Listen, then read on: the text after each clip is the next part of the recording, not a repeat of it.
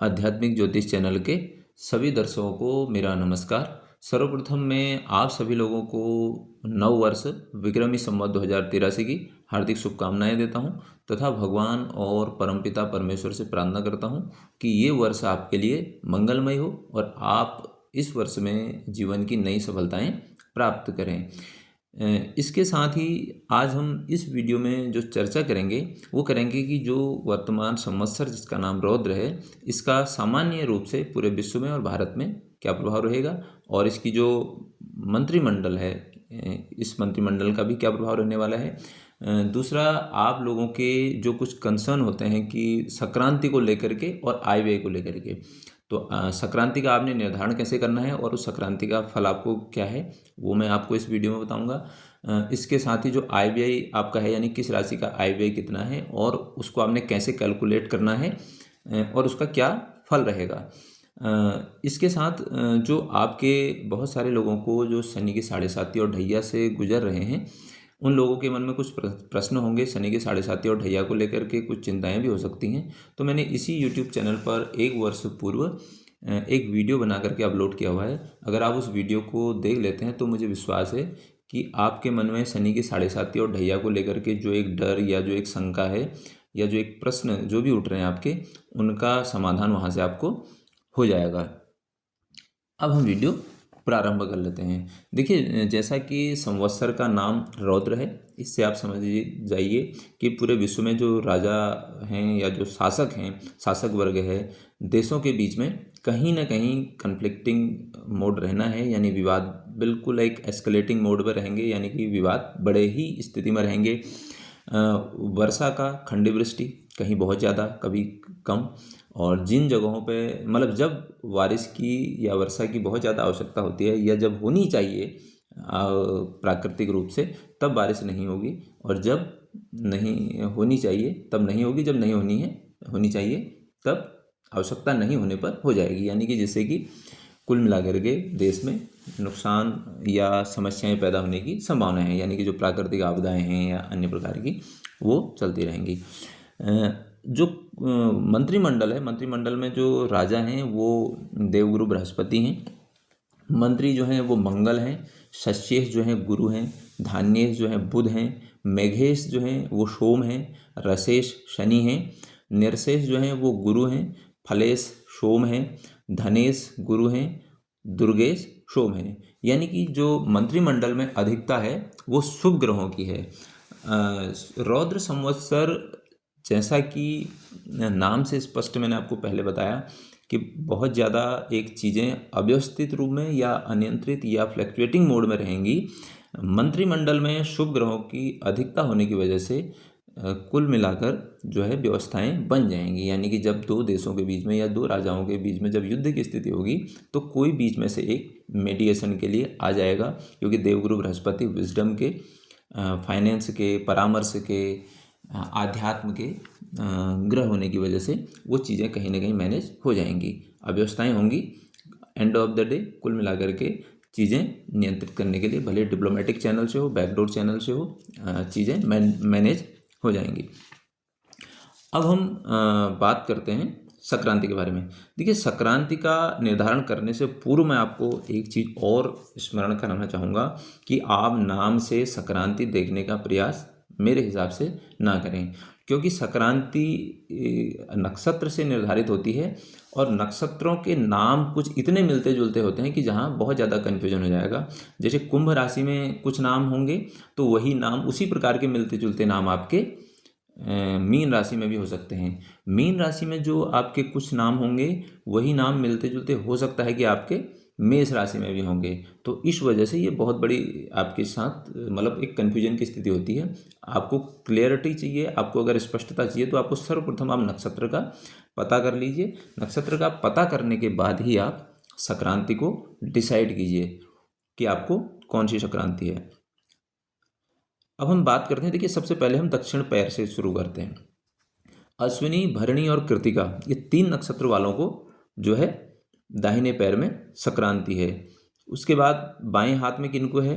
रोहिणी है, मृगशिरा है और आद्रा है। ये जो तीन नक्षत्र हैं इनको बाएं पैर में है। उसके बाद आती है दाएं हाथ, दाएं हाथ में किसको है? पुनर्वसु, पुष्य और आश्लेषा, यानी कि जो 3 नक्षत्र हैं इनको दाहिने हाथ में संक्रांति है। फिर आती है हृदय। हृदय में कौन है? मघा, पूर्वा फाल्गुनी, उत्तरा फाल्गुनी, हस्त और चित्रा, यानी कि ये जो 5 हैं इन नक्षत्र वालों को हृदय में संक्रांति है। फिर आते हैं मुख। ये क्या है? देखिए, मुख किन किन को है? जिनका स्वाति नक्षत्र है, विशाखा है और अनुराधा है। तो इन तीनों को क्या है? मुख में संक्रांति है। शीर्ष में है कौन? ज्येष्ठा, मूल, पूर्वाषाढ़ा, उत्तराषाढ़ा, श्रवण, धनिष्ठा और सद्विजा, यानी कि ये जो 7 नक्षत्र हैं इनको शीर्ष में संक्रांति है। अब आए बाएं पैर। तो बाएं पैर में कौन है? देखिए, पूर्वा भाद्रपद, उत्तरा भाद्रपद और रेवती, यानी कि जो ये 3 नक्षत्र हैं इनको बाएं पैर में संक्रांति है। तो सर्वाधिक रूप से जो चिंता होती है, मैं आपको बताऊं, वो बाएं पैर वालों को होती है। अच्छा, जो इसका फल है, मैं सबसे पहले आपको फल बता देता हूँ। देखिए, जिनका सिर संक्रांति है उनके लिए यश और पद प्रतिष्ठा की प्राप्ति है। मुख में जिनकी है उनके लिए एजुकेशन या शिक्षा के लिए बहुत अच्छा है। हृदय में जिनकी संक्रांति है उनको धन लाभ होने की संभावना है, यानी आर्थिक रूप से बहुत अच्छा है। दाहिने हाथ में जिनकी संक्रांति गई है उनका जो दाम्पत्य जीवन है उसके लिए बहुत अच्छा है। बाएं हाथ में जिनका गया है उनका बहुत ज़्यादा खर्चा होने की संभावना है, यानी कि व्यय होगा। और दाहिने पैर में जिन लोगों की संक्रांति है उनका निरर्थक भ्रमण, यानी कि मैं कहूँगा कि जो यात्राएं होंगी उनसे कोई फल प्राप्त होने की संभावना नहीं है कि अत्यधिक। बाएं पैर में जिनकी संक्रांति है उनको रोग या फिर हम कहते हैं कि स्ट्रगल होगी। तो बाएं पैर में जो मैंने आपको 3 नक्षत्र बताए हैं इन 3 नक्षत्रों को है। तो यानी कि ये मीन राशि पूरी है और कुंभ राशि का, यानी कि एक नक्षत्र, क्योंकि पूरा भाद्रपद कुंभ में भी पड़ता है, तो कुंभ राशि को भी है, यानी कि जो 4 चरण होते हैं एक नक्षत्र के। यहाँ पर बाएं पैर में देखिए, अब बात ये होती है कि यहाँ पर आपको चिंता करने की आवश्यकता है। मैं कहूँगा बिल्कुल आपको चिंता करने की आवश्यकता नहीं है। इसका एक सिंपल सा है, आप चंद्रमा का सीधे दान कर दीजिए। चंद्रमा की जो होती हैं सफ़ेद चीज़ें होती हैं, सफ़ेद चीज़ों का आप दान कर सकते हैं। और इसके साथ आप एक चीज़ और ध्यान रखिए कि दान आप अगर आवश्यकता जिसको है, बहुत ज़्यादा आवश्यकता है, तो उसको आप दे सकते हैं। अब हम बात करते हैं आय व्यय के बारे में। देखिए, आय व्यय का जो चक्र है इसको मैं आपको बता दूं। ये राशि है, राशि के सामने 1 से लेकर के 12 तक राशियां लिखी हैं और दूसरे उसमें आय है, ये व्यय है। जैसे मेष राशि है तो आय आपकी 11, व्यय 5 है। इसको ऐसे नहीं देखा जाता है कि आपकी आय ज़्यादा है और व्यय कम है तो इसका मतलब ठीक स्थिति है। इसका एक कैलकुलेशन करने का तरीका है। तो आपने क्या करना है, आपकी जो भी राशि है 1 से लेकर के 12 तक का जो अंक लिखा है आप वहाँ पर जाइए। वहाँ पर जैसे हम मेष राशि को ले लेते हैं तो मेष राशि में क्या है कि 11 आय है, 5 व्यय है। तो आपने क्या करना है, अपनी राशि के जो आय और व्यय के जो अंक हैं उनको आपने जोड़ देना है। उनको आप जोड़ लीजिए, फिर उसमें से आप 1 घटा दीजिए। 1 घटाने के बाद जो आप शेष आएगा उसको आप 8 से भाग दीजिए। अब 8 से भाग देने के बाद जो भागफल आएगा, अगर 1 आया है तो इसका अर्थ है लाभ है, 2 अगर आ रहा है तो सुख है, 3 है तो ये क्लेश की स्थिति है, 4 है तो रोग है, 5 है तो लोकापवाद है और 6 से जो है सम्मान है, 7 से विजय है और 0 से यानी शून्य अगर है तो हानि है। अर्थात क्या है कि अगर 1, 3, 6 और 7 बच रहा है तो वर्ष लाभ, भाग्योदय और व्यवसाय में उन्नति होगी। और अगर 0, 3, 4, 5 यानी 0, 3, 4, 5 बच रहा है तो आर्थिक कष्ट और रोग होने की संभावना होती है।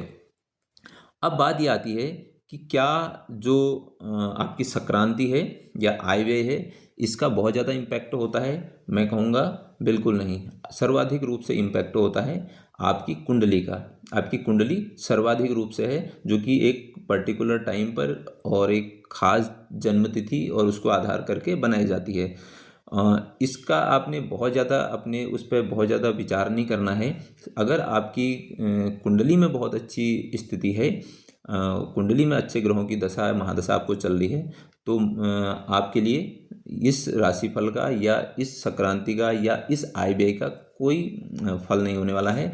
और दूसरा, उन लोगों के लिए जिनके उसमें कुंडली में अगर मान लो कोई खराब दशा या खराब महादशा चल रही है, तो यहाँ पर अगर उनकी अच्छी हो भी जाती है तो उसका भी कोई विशेष प्रभाव नहीं पड़ेगा। यानी कि ये भी एक पैरामीटर का एक हिस्सा है जो संक्रांति और आय व्यय का है। लेकिन मैं कहूँगा कि 100 में से मात्र 1%। यहाँ अगर चीज़ें किसी का अच्छा है तो 1% ही अच्छी हो पाएंगी, और अगर कुंडली में किसी की अच्छी दशा चल रही है तो भी अगर यहाँ निगेटिव है तो भी उसका 1% ही निगेटिव इम्पैक्ट होगा, जो कि लगभग लगभग नगण्य है। तो इसलिए मैं आपसे सलाह दूंगा आपको कि आप सर्वप्रथम अपनी कुंडली पर ही फोकस करें। कुंडली में अगर आपको महादशा दशाएं अच्छी चल रही हैं तो यहाँ अगर आपको किसी को बाएं पैर या दाएं पैर या कुछ भी संक्रांति या आय व्यय का कुछ भी खराब स्थिति दिखा रहा है तो आपको चिंता करने की आवश्यकता नहीं है। आपने इतने ध्यान से मुझे सुना, इसके लिए आपका बहुत बहुत धन्यवाद।